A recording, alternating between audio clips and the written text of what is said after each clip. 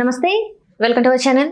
నేను సిరి. గద్దర్ అవార్డ్స్ ఫంక్షన్లో అయితే మెగాస్టార్ చిరంజీవి గారు అంటే మన పక్క రాష్ట్రం ఆంధ్రప్రదేశ్లో అని చెప్పేసి కొన్ని వ్యాఖ్యలు చేయడం జరిగింది. అది ఇప్పుడు వివాదాస్పదం అయిపోయి చాలామంది కొంతమంది విశ్లేషకులు అలా ఎలా మాట్లాడతారని చెప్పేసి మాట్లాడుతున్నారు.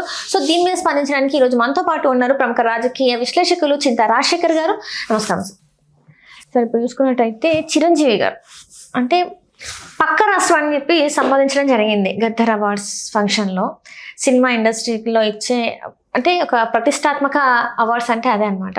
సో ఆ ఫంక్షన్లో ఉండి పుట్టి పెరిగిందంటే ఆంధ్రప్రదేశ్లోనే కదా, ఇప్పుడు పక్క రాష్ట్రాన్ని సంబోధించడం ఏంటి అని చెప్పేసి కొంతమంది మాట్లాడుతున్నారు. దీన్ని ఎట్లా చూడాలంటారు సార్? అసలు ఈ సినిమా నటుల గురించి మాట్లాడటమే ఒక దరిద్రం, ఒక దౌర్భాగ్యం. సినిమా అనేది చదువుకున్న పిల్లోడిని చదువుకోనియకుండా దృష్టి మలుస్తుంది, పని చేసేవాడిని పని చేయనీయకుండా దృష్టి మలుస్తుంది. మన దేశ జీడిపిని సర్వనాశనం చేసిందే ఈ cinema industry. TV serial cinema industry. వాళ్ళ గురించి మాట్లాడటం ఎందుకమ్మా? వాళ్ళంత నికృష్టులు దౌర్భాగ్యులు ఎవరుండరు. జయాంధ్ర ఉద్యమం అప్పుడు ఎన్టీ రామారావు ఏమన్నాడంటే, కృష్ణ ఏమో జయాంధ్ర ఉద్యమానికి సపోర్ట్గా ఉంటే ఎన్టీ రామారావు అట్లా ఎట్లా అంటావు బ్రదర్, నా ఆస్తులన్నీ హైదరాబాద్లో ఉన్నాయి, నాకు నష్టం కదా, నువ్వు అంటే మేమందరం మౌనంగా ఉంటే మాకు నష్టం కదా, అట్లా ఎట్లా అంటావు బ్రదర్ అని నేను గొడవపడ్డాడంట. రాష్ట్ర విభజన అప్పుడు కూడా ఎవ్వడు నోరెత్తలేదు. ఆంధ్రప్రదేశ్కి ప్రత్యేక హోదా ఇవ్వకపోతే ఎవ్వడు నోరెత్తలేదు. వీళ్ళు ఎంతసేపు వాళ్ళ జేబులు నింపుకునేందుకే మాట్లాడతారు కానీ ప్రజల కోసము వీళ్ళు పట్టించుకోరు. ప్రజలు ఎందుకు వాళ్ళంటే చచ్చిపోతారో నాకు అర్థం కాదమ్మా. మొన్న భారత్ పాకిస్తాన్ యుద్ధమైంది, పుల్వామా జరిగిన తర్వాత అందరూ స్పందిస్తుంటే సినిమా వాళ్ళు ఎవ్వడు మాట్లాడడమా? దానికి పవన్ కళ్యాణ్ ఏమంటారు తెలుసా? దయచేసి సినిమా వాళ్ళని యుద్ధాల్లోకి లాగకండి, వాళ్ళు దేశభక్తి నిరూపించుకోవాల్సిన అవసరం లేదు, కళాకారులు దేశాల్లో ఏదో చెప్పినాడు, సొల్లు చెప్పినాడు. నేను సినిమాలో డైలాగ్ ఏం చెప్తాడు? నేను సినిమాలో ఏదో డైలాగ్ చెప్తాడు, భారత్ మాతాకి జై అంటానికి నీకేం మాయరోగం రా అంటాడు Pawan Kalyan. Cinema dialogue fans అందరూ విజిల్స్ కేకలు ఇళ్ళలు వేసినారు. ఇదే పవన్ కళ్యాణ్ ఏమంటే తెలుసా, సినిమా థియేటర్లో జాతీయ గీతం ఎందుకు ప్రదర్శించాలన్నాడు. ఏం మాయరోగం రా నీకు అని అనొచ్చు కదా మనం కూడా.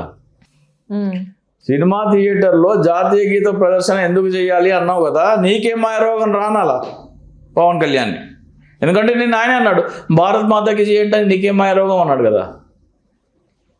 సినిమా థియేటర్లో జాతీయ గీతం ప్రదర్శిస్తే నీకేం మాయరోగం? జాతీయ గీతం అంటే ఏంటో తెలుసా నీకు? జాతీయ గీతానికి గౌరవం అంటే ఏంటో తెలుసా? నీ దేశంలో ఉగ్రవాద చర్య జరగకుండా ముందే శత్రు దేశాల్లో చొరబడి అక్కడ సమాచారం సేకరించి ఇక్కడ వాళ్ళని అలర్ట్ చేయడం, సరిహద్దు మీద కాపలా కాసే సైనికులకి, పోలీసులకి, ఐబీకి, వీళ్ళందరికీ గౌరవం ఇవ్వటమే జాతీయ జెండాకి లేచి నిలబడటం అంటే ఏంటంటే, నీ ధన మాన ప్రాణాలు కాపాడే సైన్యానికి అనుబంధ సంస్థలకి, జ్యుడిషియరీకి, గవర్నమెంట్ మిషనరీకి అందరికీ గౌరవం ఇవ్వటమే జాతీయ జెండాకి లేచి నిలబడటం.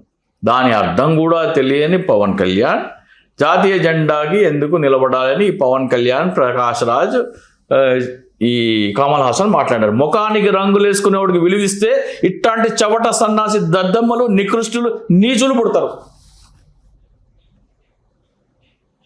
ఈ రోజున సినిమాలో ఏం డైలాగు? భారత్ మాతాకి జై అనడానికి నీకు మాయ రోగమా అని అంటున్నాడు.